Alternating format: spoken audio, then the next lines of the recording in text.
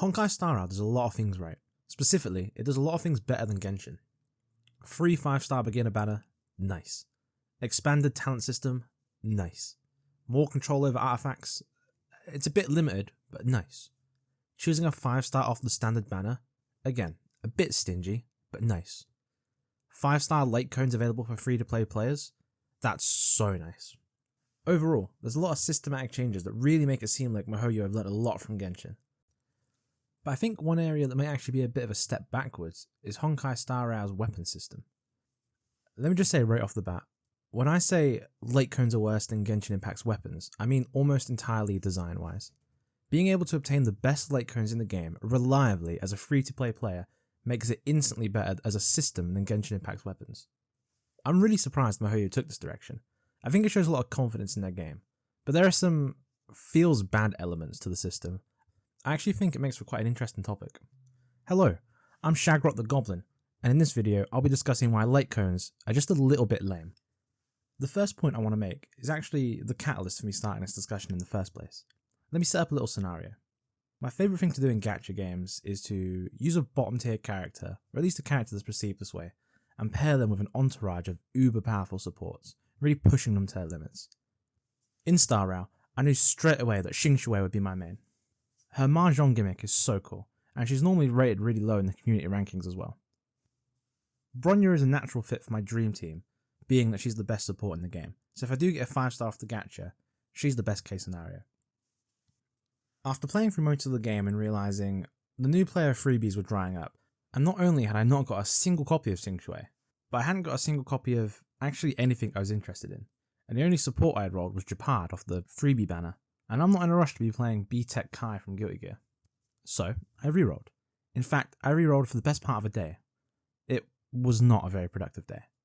I don't really like rerolling. It feels a bit too try-hard for me. But if you want to stick with a game and you want to stay totally free to play, it's probably worth it in the long run. After rerolling Japad 3 more times consecutively, I had finally landed on an account with Clara. And I'm not too fond of Clara either, but I was fed up of rerolling, so that was good enough for me. Just a little side note, totally unrelated to the topic of this video, but I must have done somewhere in the realm of 250 to maybe 300 pulls total since Star Rail came out, including all the rerolling I've done, and I've still not rolled a single copy of Xing Shui, which is so annoying, but I'm just glad you get a copy of her for free. Anyway, whilst I was slogging back through the story, my luck had finally turned around. I had rolled a 5-star off a single random ticket, and after watching that glorious golden glow seep through the train's door, I was greeted by Bronya staring right back at me. Except, it wasn't Bronya. It was just a picture of Bronya. And to me, this is the definition of a feels bad moment. After defying the odds of the gacha and hitting that sweet 0.3% chance, instead of getting the character I wanted, a character that could have changed how I play the game, I got a postcard of the character I wanted. Now to be fair, I am being a bit dramatic. I'm someone who gets more enjoyment from 4 stars and free-to-play characters anyway, and this was just a random pull, so despite feeling bad, I didn't really care that much. But picture it this way. What if I was someone more prone to impulse purchases? Perhaps someone who has struggled with gambling before? If that was the case, and I had spent hard-earned money and rolled a picture of a character I wanted instead of the real deal, I'd probably be devastated. I guess this is indicative of gacha games as a whole, rather than just the late cone system. But at least in Genshin, when you receive a weapon you wasn't planning for, you get a cool looking sword to swing around. I was actually thrilled when I received my Skyward sword. I maxed out straight away, and I'm pretty sure I've not even used it once. I just like having it, I guess. I think this is because weapons in Genshin, they just feel a bit more tangible, which is actually my second point I want to make. There is no visual reminder that you're using a late cone. It's pure off-screen stats. In Genshin, your character swings your weapon around, always reminding you that I'm cool because I've got the Sexhorn Stonefucker, my favourite weapon. Even when you're no longer in combat, you briefly wear your weapon on your back as one last visual reminder. This isn't the case in Star Rail at all.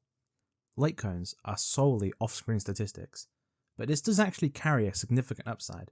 It means characters get to be way more experimental with the weapons they use. Instead of a portion of the roster being delegated to swords and another portion bows, we get real variety. For example, we've got Big Claw Hand, Supportive Grenade Launcher, 2 guitar cases, an entire robot, and I think this thing's supposed to read the weather, but now it's shooting lasers. And I almost forgot to mention literally the best one. A small mahjong table for one. Personally, I think not being able to see your late cones is way worth it for this level of creativity, but it does come with the cost that late cones feel somewhat of an afterthought. My next point is more of a neutral one. In Genshin, one of my personal favourite achievements is having a character with their matching signature weapon. I naively saved up 3 more gems for like 2 months trying to get Yelan's signature weapon, which isn't even her best in slot a lot of the time. It's just cool to have matching weapon character combos, and in Star Rail, every character has a matching late cone, making it so even 4-star characters can have matching weapons. And the art of some of these late cones are just incredible.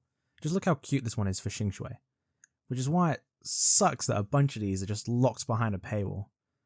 It's the same as Genshin Impact's Battle Pass, but I find it much worse here, as I just don't care about how strong the weapons are, especially since we can get 5-star late cones in this game. I just want a match, you know?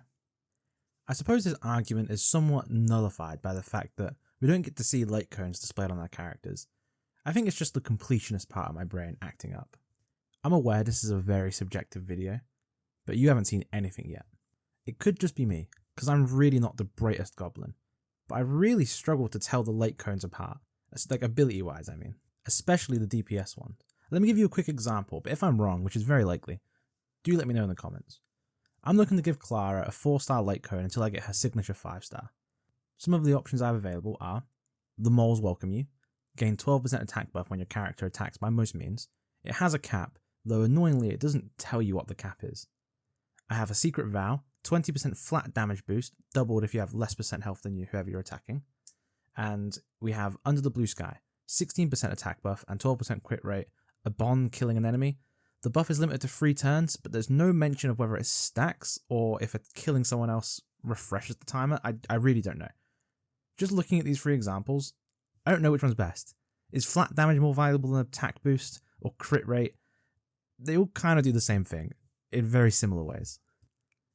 The answer might seem a bit obvious. Try them out yourself. Play around, optimize, find which one's best for you. But resources and time are limited. Like, this is a gacha game, you can't just try things out. Besides, this is just a placeholder. I don't want to have to level up 3 late cones just to find out which one's the best. This isn't really a problem exclusive to Star Rail. I'm probably just biased because I've had so much time to understand what all the weapons in Genshin do. And that's about all I have to say about late cones. I just want to reiterate, Star Rail has really improved upon so many of Genshin Impact's systems, and becoming even more free-to-play friendly is a great step in the right direction. My biggest hope is that Genshin implements a lot of these changes. That's probably wishful thinking though. I'm really interested to know how other people feel about late cones, so comment your opinion. I've actually got a bunch of more content coming soon, so subscribe to stick around. Thank you very, very much for watching. Cheers!